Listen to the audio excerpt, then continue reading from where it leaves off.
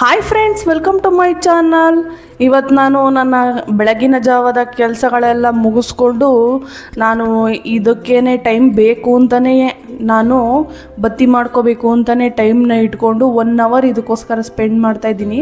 ಯಾಕೆಂದರೆ ಈ ಥರ ಎಲ್ಲ ಮಾಡಿ ಇಟ್ಕೊಂಡ್ರೆ ನನಗೆ ಕೆಲಸಗಳು ಬೇಗ ಆಗುತ್ತೆ. ನಾನು ಯಾವಾಗ ಈ ಯೂಟ್ಯೂಬು ಈ ಸ್ಮಾಲ್ ಬಿಸ್ನೆಸ್ ಎಲ್ಲ ಮಾಡೋಕ್ಕೆ ಸ್ಟಾರ್ಟ್ ಮಾಡಿದೆ, ಕೆಲಸ ಯಾವ ರೀತಿ ಹೋಗ್ತಾ ಇದೆ ಅಂತಲೇ ಗೊತ್ತಾಗ್ತಾ ಇಲ್ಲ. ಟೈಮ್ ಅಂತೂ ತುಂಬ ಸ್ಪೀಡಾಗಿ ಹೋಗ್ತಾ ಇದೆ ಅನಿಸ್ತಾ ಇದೆ. ಹೋಮ್ವರ್ಕು, ಮನೆ ಕೆಲಸ ಮತ್ತು ಈ ಥರ ಎಲ್ಲ ಕೆಲಸಗಳು ನಾನು ಎಡಿಟಿಂಗ್ ಮಾಡೋದು ಇವೆಲ್ಲ ಮಾಡೋದು ತುಂಬ ಈಗ ಟೈಮ್ ಹೋಗುತ್ತೆ ಅಂತ ನಮಗೆ ನಾವೇ ಬ್ಯುಸಿ ಮಾಡಿಕೊಂಡ್ರೆ ಜೀವನ ತುಂಬ ಚೆನ್ನಾಗೇ ಇರುತ್ತೆ. ಬೇಡದೇ ಇರೋ ಯೋಚನೆಗಳು ಅವೆಲ್ಲ ಯಾವುದೂ ಸಹ ಮೈಂಡಿಗೆ ಬರಲ್ಲ. ನೋಡಿ, ಈ ಥರ ಬತ್ತಿ ಮಾಡಿ ಇಟ್ಕೊಂಡು ನಾನು ಒಂದು ಬಾಕ್ಸಲ್ಲಿ ಹಾಕಿ ಇಟ್ಕೋತೀನಿ. ಇದಕ್ಕೆ ಬೇಕಾದರೆ ತುಪ್ಪ ಬೇಕಾದ್ರೆ ಹಾಕೋಬೋದು, ಎಣ್ಣೆ ಬೇಕಾದ್ರೆ ಹಾಕೋಬೋದು. ಈ ಥರ ಮಾಡಿ ಇಟ್ಕೊಂಡು ನಾನು ಇನ್ನೇನು ಹಬ್ಬಗಳ ಸಾಲ್ ಸ್ಟಾರ್ಟ್ ಆಗುತ್ತಲ್ಲ ಅದಕ್ಕೆಲ್ಲ ನಾವು ಆಲ್ರೆಡಿ ಪ್ರಿಪ್ರೇಷನ್ ಮಾಡ್ಕೋಬೇಕು. ಇರೋ ಟೈಮ್ನಲ್ಲೇ ಯಾವ್ಯಾವುದಕ್ಕೆ ಎಷ್ಟೆಷ್ಟು ಟೈಮ್ ಕೊಡಬೇಕು ಮಾಡಬೇಕು ಆ ಥರ ಎಲ್ಲ ಮಾಡಿಕೊಂಡ್ರೆ ನಮ್ಮ ಮೈಂಡು ಸಹ ಫ್ರೆಶ್ ಆಗಿರುತ್ತೆ. ಬೇರೆ ಏನು ಆಲೋಚನೆಗಳನ್ನೆಲ್ಲ ಮಾಡೋಕ್ಕೆ ಆಗೋದಿಲ್ಲ. ಪಾಸಿಟಿವ್ ಆಗಿರುತ್ತೆ ಮೈಂಡು. ನೀವೂ ಸಹ ಯಾವಾಗ್ಲೂ ಪಾಸಿಟಿವ್ ಆಗಿ ಥಿಂಕ್ ಮಾಡಿ. ನೀವು ಆದಷ್ಟು ಬ್ಯುಸಿಯಾಗಿರೋಕ್ಕೆ ಟ್ರೈ ಮಾಡಿ. ಬ್ಯುಸಿಯಾಗಿದ್ದಷ್ಟು ನಾವು ನಮ್ಮ ಕೆಲಸ ಕಾರ್ಯಗಳಲ್ಲಿ ನಮಗೆ ಬೇರೆ ಆಲೋಚನೆಗಳಿರೋದಿಲ್ಲ. ಇದರಿಂದ ಏನಾದ್ರು ನಾವು ಹೊಸದಾಗಿ ಕಲಿಬೋದು.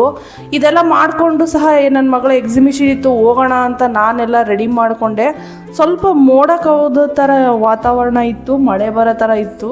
ಮಳೆನೂ ಬಂದಾಯಿತು. ಸುತ್ತಮುತ್ತ ಬೆಂಗಳೂರಿನಲ್ಲಿ ನೋಡ್ಬೋದು, ಮಳೆ ಬಂದುಬಿಟ್ರೆ ಸಾಕು ಜಾಸ್ತಿ ಮಳೆ ಆಗಿಬಿಡುತ್ತೆ, ಇಲ್ಲ ಜಾಸ್ತಿ ಬಿಸಿಲಾಗ್ಬಿಡುತ್ತೆ. ನಾನು ಹೋಗೋಣ ಅಂತ ಅಂದ್ಕೊಂಡೆ, ಅಷ್ಟರಲ್ಲಿ ಮಳೆ ತುಂಬ ಜಾಸ್ತಿ ಇತ್ತು. ನಮ್ಮ ಮಗಳು ಸಹ ಮಳೇಲಿ ಎಂಜಾಯ್ ಮಾಡ್ತಾರೆ, ನಾವು ಬೈತೀವಿ ಅವ್ರಿಗೆ. ನೆಕ್ಸ್ಟ್ ದಿನ ನೋಡಿದ್ರೆ ಒಂದು ಅಪಘಾತ ನಮಗೆ ಕಾದಿತ್ತು. ಏನು ಅಂದರೆ ನಮ್ಮ ಮಗಳು ಸ್ಕೂಲ್ಗೆ ಫುಲ್ಲು ಬೆಂಕಿ ಅವಘಡ ಆಗಿಬಿಟ್ಟಿದೆ. ನಾವು ಎಕ್ಸಿಬಿಷನ್ಗೆ ಹೋಗ್ಬೇಕಾಗಿತ್ತು ಆ್ಯಕ್ಚುಲಿ, ಅದಕ್ಕಿಂತ ಮುಂಚೆನೇ ಈ ಥರ ಆಗಿದೆ. ಸ್ಕೂಲು ಫುಲ್ಲು ಎಲ್ಲ ಟಾಪ್ ಫ್ಲೋರೆಲ್ಲ ಫುಲ್ಲು ಬೆಂಕಿಯಾಗಿ ಎಲ್ಲ ನಂದಿಸಿದ್ದಾರೆ ಅಗ್ನಿಶಾಮಕದವರು ಎಲ್ಲ. ನಮ್ಮ ಮಗಳು ಸ್ವಲ್ಪ ಬೇಜಾರು ಮಾಡಿಕೊಂಡ್ಲು, ಸ್ಕೂಲ್ ಈ ಥರ ಆಯ್ತಲ್ಲ, ನಾನು ಹೆಂಗೆ ಹೋಗಲಿ ಅಂತ. ಇನ್ಮೇಲೆ ಯಾವ ರೀತಿ ಮಾಡ್ತಾರೋ ಗೊತ್ತಿಲ್ಲ ಸ್ಕೂಲ್ ಅವ್ರು ಆನ್ಲೈನ್ ಕ್ಲಾಸಸ್ಸು. ನಾವೂ ಸಹ ಫಸ್ಟ್ ಗೊತ್ತಿರಲಿಲ್ಲ. ನಾವು ಟಿ ವಿ ಹಾಕಿ ನೋಡಿದ್ಮೇಲೆ ಗೊತ್ತಾಯಿತು, ನಮ್ಮ ಮಗಳು ತೋರಿಸಿದ್ರು, ಅಮ್ಮ ಸ್ಕೂಲ್ ಈ ಥರ ಆಗಿದೆ ಅಂತ. ನಾವು ಸ್ಕೂಲ್ದೆಲ್ಲ ನೋಡಿಕೊಂಡು ಹಂಗೇ ದೇವಸ್ಥಾನಕ್ಕೆ ಹೋಗಿ ದೇವ್ರ ಹತ್ರ ಎಲ್ಲ ನಮಸ್ಕಾರ ಮಾಡಿಕೊಂಡು ದೀಪ ಎಲ್ಲ ಹಚ್ಚಿ ನಾನು ನಮಸ್ಕಾರ ಮಾಡಿಕೊಂಡು ಕೇಳ್ಕೊಂಡು ಬಂದೆ.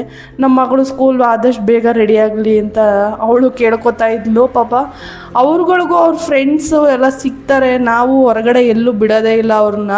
ಅಟ್ಲೀಸ್ಟ್ ನಾವು ಎಲ್ಲರೂ ಬಿಟ್ಟರೆ ಸ್ಕೂಲಲ್ಲಿ ಅವ್ರ ಫ್ರೆಂಡ್ಸು ಆ ಥರ ಎಲ್ಲ ಇರ್ತಿದ್ರು, ಅವ್ರಿಗೂ ಒಂಥರ ಖುಷಿ ಆಗ್ತಾಯಿತ್ತು. ನಮ್ಮದು ನಾವು ಹೇಳ್ತೀವಿ, ಮಕ್ಕಳು ಅವ್ರದ್ದು ಅವರು ಹೇಳ್ತಾರೆ. ಹಾಗೆ ದೇವಸ್ಥಾನಕ್ಕೆ ಹೋಗಿ ನಮಸ್ಕಾರ ಮಾಡಿಕೊಂಡು ಪ್ರಸಾದ ಎಲ್ಲ ತಗೊಂಡು ಮಾಡಿಕೊಂಡು ನಾನು ಸಹ ಮನೆಗೆ ಬಂದು ನನ್ನ ಮಾಮೂಲಿ ದಿನನಿತ್ಯದ ಕಾರ್ಯಕ್ರಮ ಇರುತ್ತಲ್ಲ, ನಮ್ಮ ಕಿಚನ್ ಡಿಪಾರ್ಟ್ಮೆಂಟ್ ಅಡುಗೆ ಅದೆಲ್ಲ ಮಾಡ್ತಾ ಇರ್ತೀವಿ. ನಾವು ಯಾವಾಗ್ಲೂ ನಾವು ಮಾಡೋ ಕೆಲಸದಲ್ಲಿ ಅವ್ರು ಮಾಡಲಿ ಇವ್ರು ಮಾಡಲಿ ಅನ್ನೋದಕ್ಕಿಂತ ಹೆಚ್ಚಾಗಿ ನಾವೇನು, ನಮ್ಮ ಕೆಲಸ ಏನು, ನಮ್ಮ ಜವಾಬ್ದಾರಿ ಏನು ಅಂತ ಮಾಡ್ಕೊಂಡು ಹೋದರೆ ಜೀವನ ಸುಗಮವಾಗಿರುತ್ತೆ. ಹಾಗೆ ನನ್ನ ಮಗಳು ನೋಡಿ ಒಂದು ಕ್ರಾಫ್ಟ್ ಸಹ ಮಾಡಿದ್ಲು. ನಾನು ಅದನ್ನು ಟ್ರೈ ಮಾಡೋಣ ಅಂತ ಮಾಡಿದೆ. ತುಂಬ ಈಸಿಯಾಗಿದೆ. ಆದಷ್ಟು ನಾವು ಮಕ್ಕಳನ್ನ ಯಾವುದ್ರಲ್ಲಾದ್ರೂ ಎಂಗೇಜ್ ಮಾಡ್ತಾಯಿದ್ರೆ ಈ ಥರ ಅವ್ರಿಗೂ ಎನ್ಕರೇಜ್ಮೆಂಟ್ ಇರುತ್ತೆ. ಬೇರೆ ಮೊಬೈಲು ಮತ್ತು ಟಿ ವಿ ಫೋನು ಆ ಥರ ಎಲ್ಲ ಕೊಡೋ ಬದಲು ಈ ಥರ ಏನಾದ್ರು ಕ್ರಾಫ್ಟ್ ಮಾಡಿಸೋದು ಆ ಥರ ಎಲ್ಲ ಮಾಡಬೇಕು. ಆದರೆ ನೀವು ಏನು ಮಾಡಿದ್ರೂ ಸಹ ಮಕ್ಕಳು ಜೊತೆಲೇ ಇರಬೇಕು. ಯಾಕೆಂದರೆ ಮಕ್ಕಳು ಯಾವ ಕ್ಷಣದಲ್ಲಿ ಯಾವ ರೀತಿ ಏನು ಮಾಡ್ಕೋತಾರೆ ಅನ್ನೋದೇ ಗೊತ್ತಾಗಲ್ಲ. ಈಗ ಇದು ಮಾಡಬೇಕಾದ್ರೆ ಅಟ್ಲೀಸ್ಟ್ ನಾವು ಸಿಸರಾರು ಕೊಡಬೇಕು ಮಕ್ಕಳಿಗೆ. ಆ ಸಿಸರ್ ಕೊಟ್ಟಾಗ ಕೈ ಏನಾದ್ರು ಕುಯ್ಕೊಬಿಡ್ತಾರೆ ಅನ್ನೋದೊಂದು ಭಯ ಬೇರೆ ಇರುತ್ತೆ. ಅದಕ್ಕೋಸ್ಕರ ನಾನು ಆದಷ್ಟು ನಮ್ಮ ಜೊತೆಲೇ ಇಟ್ಕೊಂಡು ಡ್ರಾಯಿಂಗು, ಕ್ರಾಫ್ಟು, ಈ ಥರ ಮೈಂಡ್ ಗೇಮ್ಸು ಈ ಥರ ಎಲ್ಲ ಮಾಡಿಸ್ಬೋದು. ಬರೀ ಓದೋದೇ ಹೇಳ್ತಾನೆ ಇದ್ದರೆ ಮಕ್ಳಿಗೂ ಬೇಜಾರಾಗುತ್ತೆ. ನಾನು ಈ ಥರ ಎಲ್ಲ ಕ್ರಾಫ್ಟ್ ಮಾಡಿ ಅವ್ರಿಗೆ ಅವಾಗವಾಗ ತೋರಿಸ್ಕೊಡ್ತಾ ಇರ್ತೀನಿ. ತುಂಬ ಈಸಿ, ಸುಲಭ. ನಿಮ್ಗೇನಾದ್ರು ರೋಸ್ ಯಾವ ರೀತಿ ಮಾಡೋದು ಅಂತ ಬೇಕಾದರೆ ನನ್ನದು ಯೂಟ್ಯೂಬ್ ಚಾನಲ್ ಇದೆ, ಅದನ್ನು ಬೇಕಾದ್ರೆ ನೀವು ಚೆಕ್ ಮಾಡಿ ನೋಡ್ಬೋದು. ತುಂಬ ಈಸಿಯಾಗಿದೆ, ಆರಾಮಾಗಿ ಮಾಡ್ಬೋದು ಕ್ರಾಫ್ಟ್ನ ನಾವು. ನಾನು ಎಲ್ಲ ಕ್ರಾಫ್ಟ್ ಎಲ್ಲ ಮಾಡಿ ಒಂದು ಸರಿ ಡೆಮೋನ ನಾನು ಪೇಪರ್ನಲ್ಲಿ ನೋಡಿ ಮಾಡಿ ಆಮೇಲೆ ಕಲರ್ ಪೇಪರ್ನಲ್ಲಿ ನಾನು ಟ್ರೈ ಮಾಡೋದು.